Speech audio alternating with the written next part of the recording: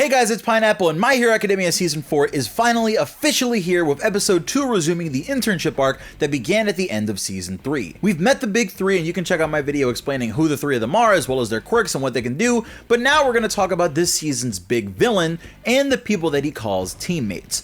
We'll be explaining Chisaki and each member of the 8 Precepts of Death, but first I want to remind you that you can hit that subscribe button and then hit the drop down menu to click all notifications and get notifications whenever I upload. I've got uploads planned for the whole season and some really interesting surprises and even a giveaway plan, so stay tuned. With that said, let's get to this video after that intro. Hit it!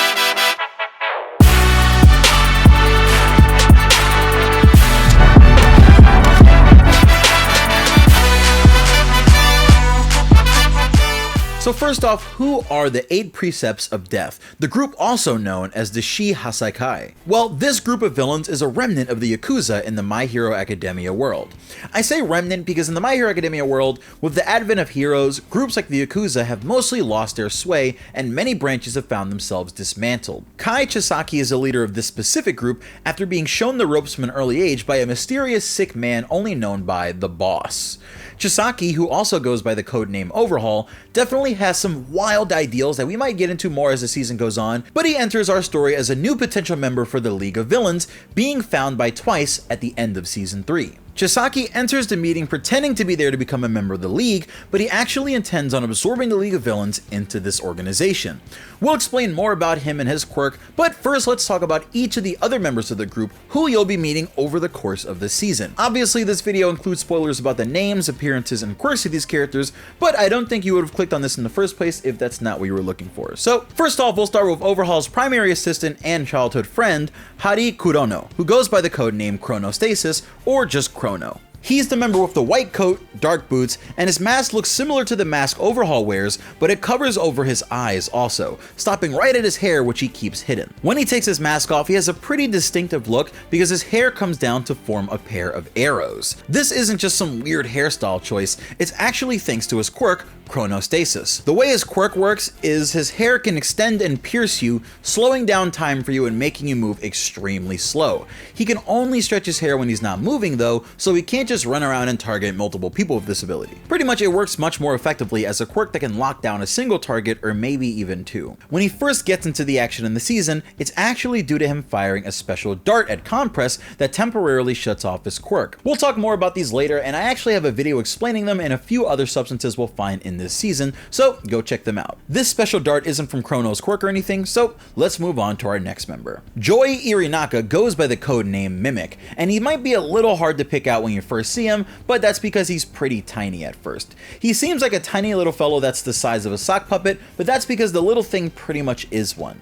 The actual quirk user is a pretty big dude with spiky hair, wearing formal clothing, and he has a quirk that allows him to pretty much transfer himself into objects and control them. This means that he can pretty much mind transfer jutsu himself into a puppet and control it and warp it and do all sorts of things with it, but he has the range of about the size of a fridge. This guy has a huge mouth and a big anger issue, because you'll constantly see him trying to yell at somebody or shame them for not worshipping Overhaul enough. He's extremely loyal to Overhaul, and he gives the heroes a problem with his ability to pretty much warp large sections of hallway and rock. We might talk about how he was able to do that later on in the video, but for now, let's move on. The next group of members are part of a squad within the 8 Precepts of Death, with quirk users that have completely and utterly devoted their lives to Overhaul, even if it means death. They're known as the 8 Expendables, and we'll start with the one that I hate the most, Shin Nemoto. Now Shin is actually the one who looks like what you'd normally associate with a plague doctor from older times. He wears an all black and large cloak, bowler hat, and he has a quiet air about him. Shin's quirk is Confession, and it lets him pretty much force people into always telling him the truth when they respond to him. Imagine Shinso's quirk, but instead of taking control of the person and dominating their will, you just make them be honest. This quirk has been a double-edged sword for Shin because it did help him carry out his schemes as a con artist, and it allows him to psychologically ruin people, but it also makes it hard for him to find friends because you're not supposed to know everyone's absolute truth at all times. It makes people feel exposed and bare, and instead of just feeling uncomfortable, they'd rather not involve themselves with you. This guy has a sick level of devotion to Overhaul that you'll definitely see more of this season, and that's because Overhaul is apparently the only person that he's ever spoken to that hasn't lied to him. That's touching, I guess, but not enough to make me forgive this guy, but more on that later in the season. Another member of the Eight Expendables is Deidoro Sakaki. Now Deidoro is pretty much like a drunk scummy Inosuke. He wears black pants and fur, and he has long black hair, and he even wears a mask and shouts all sorts of wild stuff, but to be fair, that's pretty much where the comparisons end. Deidoro has a pretty interesting quirk, but the way that he goes about hiding it is really interesting as well. Deidoro's quirk Sloshed lets him pretty much control a person's sense of balance, making them feel drunk and woozy. It seems like he himself has to be drunk or at least drinking to do this, but that doesn't seem to be a problem for him because this man is a wild alcoholic. He just chugs and chugs and chugs, even if it pours all over him. His quirk actually works really well with Shins because together they can really make a person feel disoriented because they won't be able to control their words or their movements. Now, the largest member of the group that we've seen so far is the third member of the Expendables that we'll explain, and his name is Riki Katsukame. This guy is an absolutely huge and buff titan of a man. As far as I know, he's just known as Rikia and doesn't actually have a code name, but his quirk allows him to steal stamina from other people and use that to make himself more powerful and even larger. It could be that this is the reason that he's so huge normally, but that might just be his natural superhuman physique. Now, in this season, there's this substance called Trigger that the villains are pushing. This substance actually raises the power of a person's quirk and makes it more powerful, allowing it to do certain things that it couldn't do before. One perfect example of this is Rikia's quirk. Usually he has to be touching you to steal your stamina, but when he uses Trigger, he can actually drink away your stamina from the air. It's like he's breathing it in. That's just an example of some of the stuff that we're facing in this season. The next member of the Eight Expendables is Toya Setsuno. Now, I know some of you heard Toya and immediately thought I was talking about Todoroki's brother, but no, thankfully, this is another person entirely. He's a young man with blonde hair, and like the other members of the Yakuza in the series, he wears a dress suit and a bird-like mask. He has that weird, crazy face that you see in anime sometimes, but Toya Setsuno is part of a 3-man team that has good synergy within the Eight Expendables, and his quirk is actually pretty interesting. His quirk Larceny lets him steal things from people by teleporting the item into his hand, as long as it's something that he can see and reasonably grab. This means he could grab a bird out of the sky or your wallet out of your bag instantly, but it could also be used in combat also. Imagine a person stealing all of your support items, or using this quirk to steal all of your projectile-based attacks before they even reach. As long as they have some sort of sword or weapon of their own, they'd actually be pretty hard to deal with. Along with Toya is Yu Hojo, another member of this 3-man team.